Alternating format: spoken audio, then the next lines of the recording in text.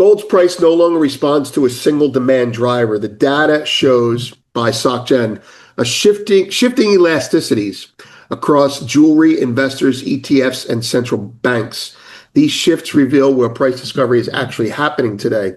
Part one maps the new drivers that now define the market. They put out a report that showed elasticity of demand. So in English, who's buying strength and who's buying weakness, who's selling weakness and who's selling strength. So who's chasing and who's buying dips and or selling rallies. I wouldn't be surprised if we see silver at $100 even before the end of the year, or maybe by January. I think it's going to get really explosive, and one of the reasons for that is because of that 45-year teacup and handle formation, the mother of all teacups. We've spoken about that. If global markets are experiencing a genuine monetary regime shift, the clearest signal may not be in currencies or bonds, but in the unmistakable behavior of gold and silver. For the first time in decades, these metals are breaking free from a system that long kept their true price discovery suppressed. Analysts argue that what was once a tightly controlled structure, reinforced by globalization and financialization, is now unraveling in real time, revealing a very different set of forces driving precious metals pricing. Vince Lanci, market analyst, explains that gold's price is no longer responding to a single demand driver. Société Générale's latest elasticity data shows shifting sensitivities across jewelry buyers, investors, ETFs, and central banks. According to Lanci, the report illustrates who buys strength, who buys weakness, who sells rallies, and who sells dips, a breakdown of behavioral demand previously hidden beneath what he describes as a long-standing wet blanket. This blanket consisted of global financialization, which systematically muted the real supply and demand signals from miners, central banks, and seasonal jewelry consumption. Lanci notes that for decades, central bank gold flows were quiet on the buy side and loud on the sell side, contributing to a distorted sense of available supply. Mining supply faced similar suppression, partly because financialized pricing discouraged long-term expansion. Jewelry demand, however, remained the one cohort that could not be controlled. Its decentralized and culturally rooted nature, driven most heavily by India, China, and other BRICS nations, ensured a baseline level of gold absorption independent of dollar strength or global financial narratives. Today, this framework is breaking down. Lanci points out a major development in Asia. Chinese retail investors are increasingly treating gold not as a commodity but as a bond substitute. Portfolios resembling 60% Chinese equities and 40% gold suggest a structural shift in how wealth preservation is viewed. If bonds are being replaced by gold in the East, Lanci argues, global investors may follow. He also highlights a striking detail from recent reports. Tether, the stablecoin issuer, has become a larger buyer of gold than many central banks. If you found this video insightful, then please like and subscribe my channel. Also hit the bell icon for more updates. Historically, there has been what we call wet blanket on top of the markets, meaning you have all these true supply-demand drivers. A central bank wants to buy or sell gold. That's a true supply-demand driver, okay? A miner mines gold, supply-demand driver. Jewelry demand, it's seasonality, it's jewelry, it's, Diwali and things like that. And then the other one would be ETF or investor demand. So those are your four real cohorts of supply-demand drivers that actually determine price.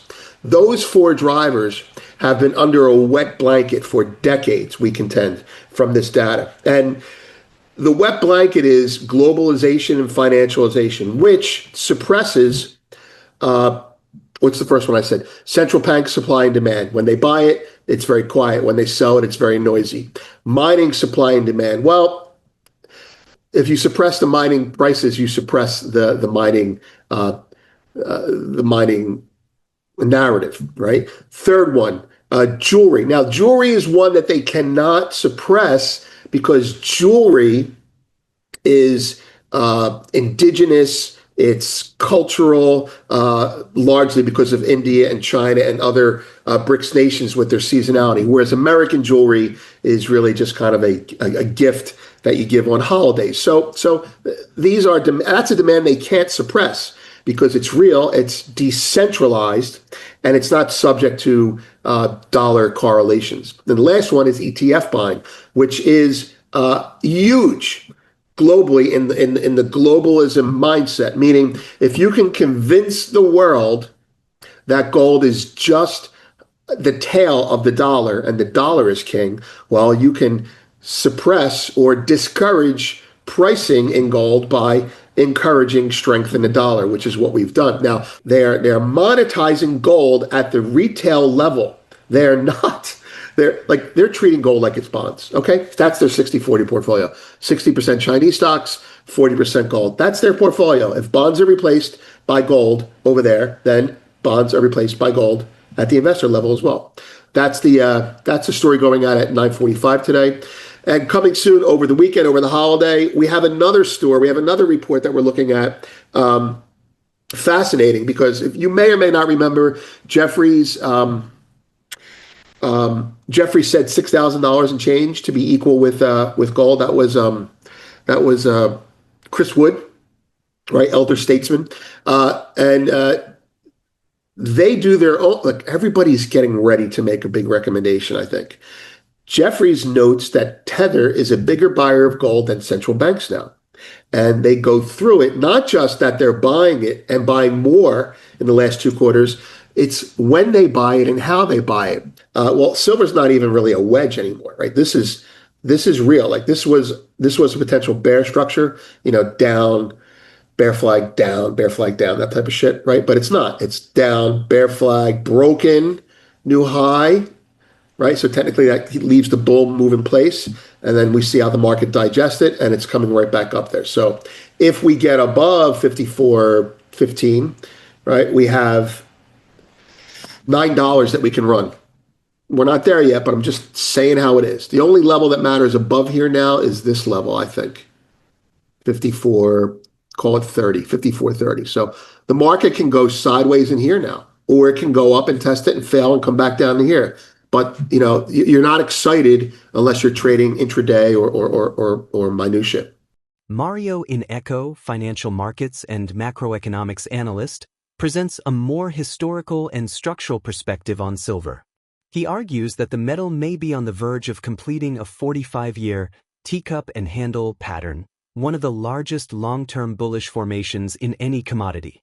Ineco believes silver could reach $100 before the end of the year or shortly into January, driven by what he calls the mother of all short squeezes.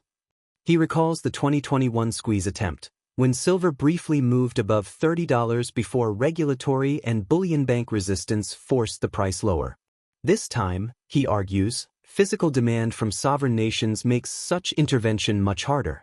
Ineco cites rising physical purchases from Turkey, India, China, and Middle Eastern central banks. Reports that Chinese silver stockpiles have fallen to record lows, with least metal in London possibly needing repatriation by December, suggest tightening conditions. He also references historical analysis showing that silver open interest once collapsed during the Hunt brothers episode, and he raises the possibility that a significant portion of outstanding positions may be indirectly tied to Western central banks. Let's get back to the video. I think silver is ready to really blow the top of that teacup and handle that we've had for 45 years. I see the mother of all short squeezes in silver, yes. There was a short squeeze movement back in 2021, and I remember it well. I remember doing a live stream, I think, for Arcadia Economics with a lot of other panelists. That was on a Sunday night when silver was opening and actually trading above 30. And I said at the time, when I was asked a question, I said we need to be cautious because the central banks, the CFTC, and the bullion banks, they're going to try to tamp down the price of silver, which is what subsequently the head of the CFTC said. We had to tamp down the silver price. And yeah, they were able to stop silver on its tracks from breaking 30. And yeah, I said at the time, we need to keep an eye on this. I'm not that convinced. Well, because silver is like a major canary in the coal mine for the fiat regime system. And I was speaking, I've been speaking about this to the Gnome of Zurich, and he's done a lot of study long term, and he looked at open interest on COMEX in the 70s, and it was huge for silver. And right around the time that the Hunt brothers were stopped from cornering the market, open interest in silver collapsed. And the Gnome of Zurich thinks a lot of the open interest in silver is indirectly for the central banks, for the Fed, for the Bank of England. But now with sovereign countries buying real physical silver, and we've been hearing, of course, that Turkey's buying a lot of silver, India's buying a lot of silver, China, even though the Chinese silver, some of it has gone back to the LBMA for, because they have a shortage there. Recently, or yesterday, Eric Young posted this tweet here, or on X, and he said, Bloomberg says what Oriental Ghost and me have been saying for the last couple of weeks: Chinese silver stockpiles has been drained to the lowest levels ever. Whatever silver that was shipped from the Shanghai Gold Exchange to LBMA, London, was leased silver that probably has to be returned to China in December. So that's what it's all about. The silver, people want physical silver. And yes, I've been hearing from good sources, as I've been saying recently, that Middle Eastern central banks, like Gulf Cooperation central banks, are buying physical gold and silver. Speculation from my sources that they could even be doing it for the Chinese. The bull has been unleashed for all to see. Many are going to join the ride in a relatively small gold-silver market. Silver above $50 an ounce plus, with retail flipping into net buyers, is a big sign. More specifically, the gold to silver ratio will be the true indicator of the big run in gold and silver stocks. The lower the ratio goes, the faster the silver price rises, the more of an indication that the next buying wave of retail to other wealth categories enter the precious metals markets. This looks to be one of the easiest risk to reward investment opportunities in this market, maybe ever. You have a clear breakout in the gold and silver prices. As both analysts point out, the gold to silver ratio remains a critical macro indicator. A falling ratio would confirm accelerating silver strength and signal expanding investor participation. With clear breakouts already visible across both metals, the market appears to be entering a new phase, one marked by structural demand, sovereign accumulation, and diminishing ability for traditional suppressive mechanisms to function. The broader implications remain open.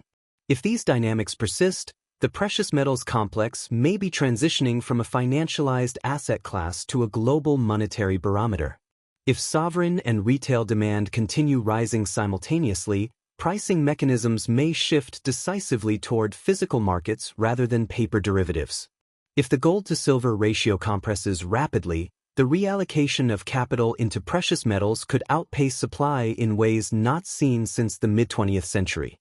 If this is indeed the beginning of a structural repricing, how quickly will global investors recognize it, and what happens when they finally do? Thanks for watching. Don't forget to like, subscribe, and share for more market insights and analysis.